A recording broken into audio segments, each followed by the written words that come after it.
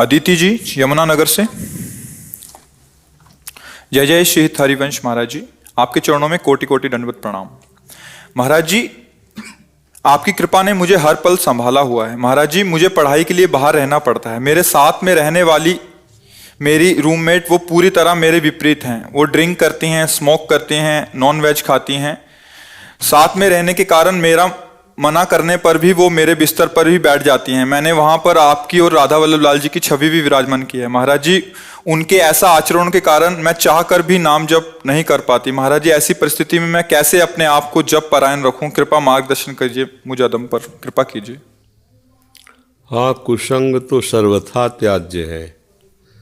उसके लिए तो किसी भी तरह से स्वीकृति नहीं होनी चाहिए।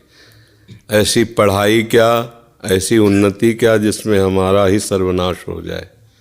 सोचो, अगर उसका रंग चढ़ जाए तो क्या स्थिति हो जाए। जो बच्चे हैं या बच्चियां अभी ज्ञान ही नहीं है कि हमारा जीवन क्या है, वो शराब पिएं, वो ड्रग्स लें, हुक्का पिएं, बॉयफ्रेंड गर्लफ्रेंड बेविचार करें, खुल्लम खुल्ला हमारा जीवन हम जैसे चाहे तैसे व्यतीत करें। तो ऐसे लोग तो दर्शन और संभाषण के भी योग्य नहीं। फिर हमारे आसन पे बैठ जाएं, हमारा संग करे तो हम कदापि स्वीकार नहीं कर सकते। अब इसके लिए हमें त्यागना ही है, दूसरा कोई शब्द नहीं, इसमें कोई गुंजाइश नहीं है।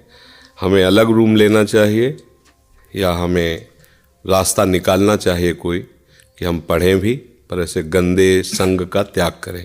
बिल्कुल ऐसा गंदा संग स्वीकृत नहीं, किसी भी तरह से स्वीकृत नहीं, बिल्कुल नहीं। वो पढ़ाई जाके मृत्यु के रूप में बदल जाएगी, क्योंकि कितने दिन तुम्हारा मन सह पाएगा। जिस दिन उनका रंग तुम्हारे ऊपर चढ़ा उस दिन ये साक्षात मृत्यु है। जो धर्म से भ्रष्ट हो गया वो मरा हुआ पुरुष है। वो केवल श्वास चल रही दिखाई दे रहा है, उसमें अब रह नहीं गया कुछ। वो भले दिखाई दे कि उसके अधिकारी जन उसको उन्नति देते चले जा रहे हैं उसके भ्रष्टाचार के बल पर, लेकिन वो उन्नति नहीं, वो चढ़ाई पर जाकर उसको पटकने जा रहे हैं, उसको दंड देने जा रहे हैं। ये कर्म के प्रबल वेग को कोई जानता नहीं है। इसलिए हमारी तो यही सबसे प्रार्थना है कि ऐसे आचरणों से बचा जाए और ऐसे आचरणों वालों से बचा जाए। सबसे बड़ा शत्रु है हमारा जो हमें गंदे आचरणों की तरफ प्रेरित करे। आज अभी आप में थोड़ा भजन का आश्रय है, इसलिए आप लड़ रही हैं अंदर से। नहीं, कल वो कहेगी तुम्हें हमारी कसम, तुम्हें पीना पड़ेगा। देखो हमारे बॉयफ्रेंड आज चलते हैं, वहाँ मनोरंजन करते हैं, आज पिकनिक मना, जो भी जैसे भी शब्दों का प्रयोग, वो आपको जाल में फंसा करके आपको भ्रष्ट कर देगी, आपको नष्ट कर देगी। संसार का स्वरूप है, बिल्कुल स्पष्ट समझ लीजिए। इसलिए गलत आचरण नहीं करना, गलत आचरण करने वालों का संग नहीं करना, हमारी यही सबसे बड़ी उन्नति है कि हम अपने आप को बचा लें।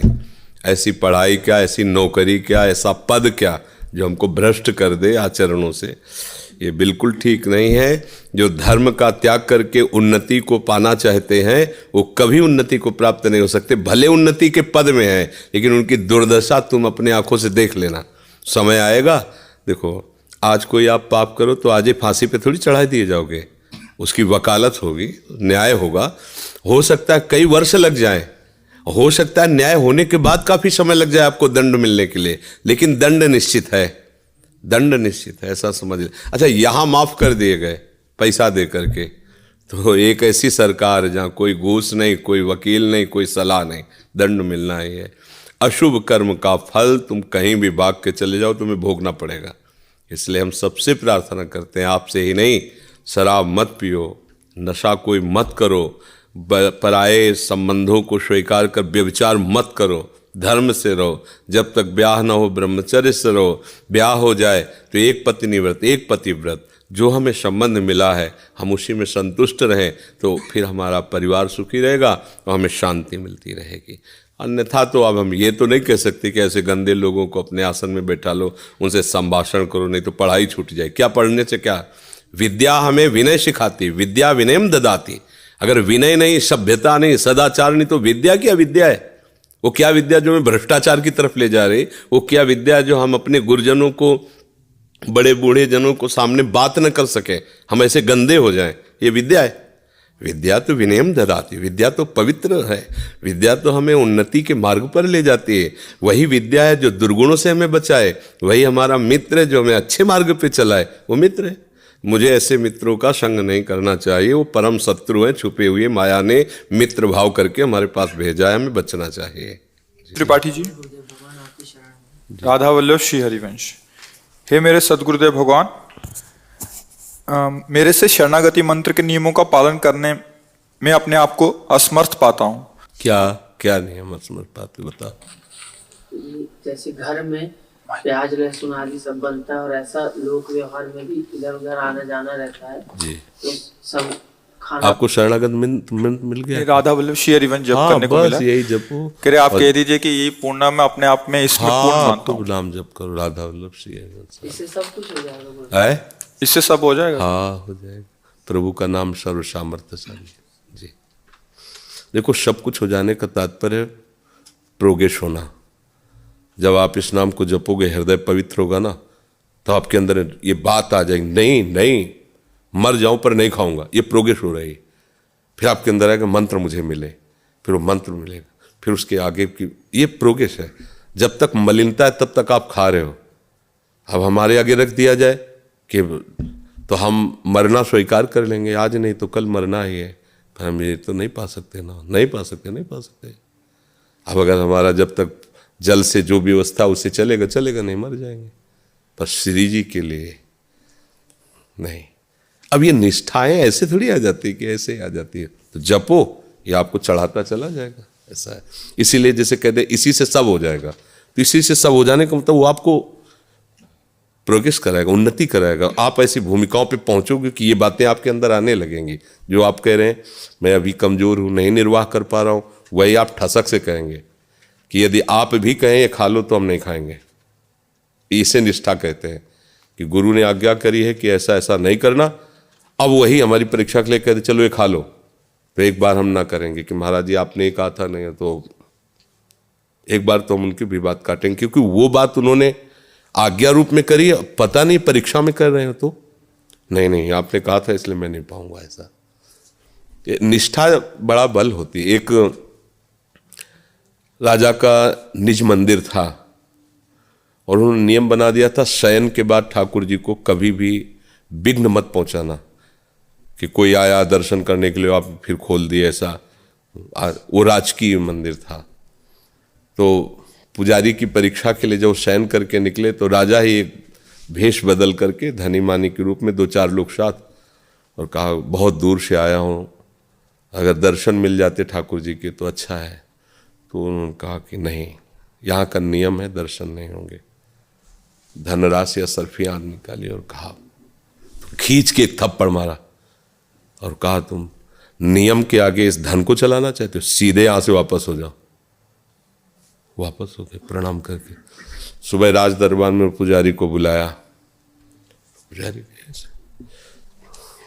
थप्पड़ दिखाया, बोले दिखाए आप ले मार।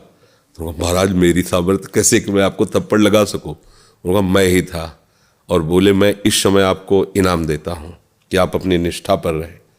थप्पड़ का इनाम कि आप श्रेष्ठ पदवी पे, जो भी आपको धन चाहिए राजमहल से जाएगा। तो अगर हमारा इष्ट हमको नियम दे के हमारी परीक्षा ले, तो हमको उस नियम का पालन करना, ये मान के नहीं बख्श देना कि इष्ट आज्ञा कर रहा है, आज्ञा वो, अब हो सकता है परीक्षा हो। जब ये निष्ठाएं आती तब भक्ति में आगे बढ़ा जाता है। तो नाम जप करो, आप बलवान बनोगे आध्यात्मिक बल से, तो आप ही आगे बढ़ जाओगे। डॉक्टर सपना जी जयपुर से। पूज्य गुरुदेव भगवान, आपके चरणों में कोटि कोटि नमन। गुरुदेव, श्री जी की कृपा से मेरी शरणागति को 2 महीने पूर्ण हुए हैं। मेरा प्रश्न यह है कि मैं पेशे से दंत चिकित्सक होने के नाते कुछ ऐसे मरीजों के दंत रोग का उपचार भी करना पड़ता है मुझे, जो अपना इलाज मांसाहार अभक्ष पदार्थ के सेवन हेतु करवा रहे हैं। ऐसे मरीजों से प्राप्त इलाज शुल्क को धार्मिक कार्यों में लगाया जा सकता है नहीं? तो कैसा महाराज जी, कुछ ऐसे आते हैं जो अभक्ष पदार्थ खाते हैं और उनका जो पेमेंट देते हैं वो फीस देते हैं, उसको क्या हम धार्मिक कार्य में लगा आपका तो कार्य आपके सामने मरीज आता है, और सात्विक है कि वो राजसिक है कि तामसिक, आपको इससे तो मतलब नहीं है। आप उस कष्ट निवारण के लिए डॉक्टर हैं, तो चाहे चोर आवे चाहे साधु आवे, काम तो आपका दोनों का एक ही है ना, कष्ट निवारण करना। और उसके अनुसार जो आप फीस लेती हैं वो आपकी धर्म में हुई। आपके उसके जीवन से क्या तात्पर्य? आपका उससे कोई संबंध, किसका प्रश्न है? आपका उससे कोई संबंध तो है नहीं ना। आपका तो सिर्फ दंत चिकित्सा से है। अब किसी का भी दांत दर्द करे तो आपका उसको चिकित्सा करना, उसकी भेंट ले लेना, तो उसमें कोई वो क्या करता है मैं उससे संबंध नहीं। अगर हम उससे कोई संबंध बात हो तो उस पर विचार करें। हमारा केवल संबंध दंत चिकित्सा से है और हम अपनी चिकित्सा में जो खर्चा होता है उसकी हम पेमेंट ले रहे हैं, हमें उससे मतलब नहीं। वो दैत्य हो या देवता हो, राक्षस हो या मनुष्य, हमें उससे मतलब नहीं। हम उतना कार्य केवल कर रहे हैं, वो क्या कर रहा है हम उसके पैसे नहीं ले रहे हैं, हम क्या कर रहे हैं हम उसके ले रहे हैं। कोई दान नहीं ले रहे हैं, कोई उससे भेंट नहीं ले रहे हैं, अपनी मेहनत का ले रहे हैं। तो आप उसकी दंत चिकित्सा करें। आपके सामने सिर्फ मरीज होता है, न वो ब्राह्मण, न क्षत्रिय, न वैश्य, न शूद्र, न असुर स्वभाव वाला, न देव स्वभाव वाला। आपके सामने मरीज आया है और आप उस मर्ज की दवा करें, उसकी भेंट ले रहे, कोई का बात नहीं। अब वो आपका चाहे धर्म में लगाइए, अपने प्रयोग में कीजिए, वो आपका विषय है। अब अगर कोई ऐसा केस होता कि आपके ऐसा करने से वो पापाचरण और करेगा, फिर उस पर विचार होता कि ऐसे वो पुष्ट होगा तो फिर ऐसा पापाचरण करेगा, ऐसा करेगा। अगर वो पुष्ट न हो तो पापाचरण नहीं करेगा, उस पर विचार किया जा सकता था। अब ये ऐसा है कि इससे भोजन, अब वो कुछ भी भोजन, वो तो उसका स्वभाव है।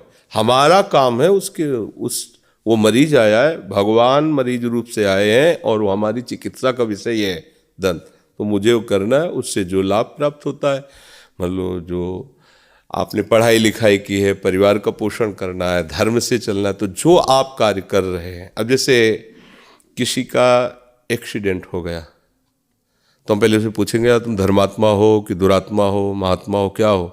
पहली बात है इस समय तुम्हारी सेवा करना हमारा कर्तव्य है। उठाए उसको अस्पताल ले जाए, उसकी दवा कराए। डॉक्टर पूछेगा कौन जात के हो, क्या है, कितना पढ़े लिखे हो, ये तो नहीं, वो तो सिर्फ देखेगा टांग टूटी कि हाथ टूटा है, और जिसका वो सर्जन हो उस बात को करेगा। ये सब बातें व्यवहार में संबंध बनाने के लिए हैं, लेकिन सेवा करने के लिए नहीं है। अगर घोर पापी भी तड़प रहा है, हमको उसकी जरूरत है उसकी सेवा की, तो हम कर देंगे। उस समय हम उसे पापी नहीं देखेंगे, उस समय हमारा सेवा का कार्य भगवान ने दिया इसलिए हम कर देते हैं। हमें नहीं देखना कि पापी मरने दो, नहीं नहीं, हम क्या जाने पापी पुण्यात्मा कौन क्या है। तत्काल हमें सेवा मिली, हमें सेवा, जब हम कुत्ते की सेवा कर सकते, पशु की सेवा कर सकते, तो मनुष्य की सेवा, उसका आचरण क्या है वो जाने, हमारा उस समय वर्तमान में कर्तव्य क्या है ये हम जाने। महाराज जी, जो वहां से धन मिलेगा उसको हम धर्मार्थ कार्यों में लगा सकते हाँ, कि वो धर्म स्वरूप ही है, क्योंकि आप उसके धर्म अधर्म से मतलब नहीं रख रहे। आपका धर्म है दंत चिकित्सक हो आप, वो दंत का मरीज आया है उसकी सेवा करना, उससे सेवा जो शुल्क मिला उससे अपने परिवार को पोषण। भागवती कोई, अब जैसे वकालत है, अब वो जान रहा है कि तुम अधर्म से मतलब चोरी, हिंसा जो भी किए हो, इसके बाद वो कह रहा 5 लाख तुम्हें रुपए देंगे, हमें जिता दो। अब ये बात बिगड़ गई। अब स्वयं भी पतित होगा और जहां धन जाएगा वहां भी पतन का ही कार्य करेगा, आप जानते हो ना। इसलिए उसमें उसके बौद्धिक बल से उसकी विजय होगी और उसका वो धन ले रहा है, जान रहा है कि अधर्म है, तो फिर उसका है। लेकिन अगर वही आदमी डॉक्टर है और उसका कोई अंग भंग हो गया है और वो उसके पास आया है, तो उसके पास अधर्मी धर्मात्मा का प्रश्न नहीं है, वहां प्रश्न है मरीज का, मरीज और डॉक्टर का। अब वो डॉक्टर का जो कर्तव्य है वो करेगा। अच्छा, डॉक्टर मतलब दवाइयाँ हैं, जहाँ डॉक्टरी कर रहा है उसका खर्चा है, और चाहे धर्मात्मा से हो चाहे किसी से हो, तो पैसा लगेगा ही लगेगा। उससे ले रहा जीवन यापन का, उसमें कोई उसमें परेशानी नहीं।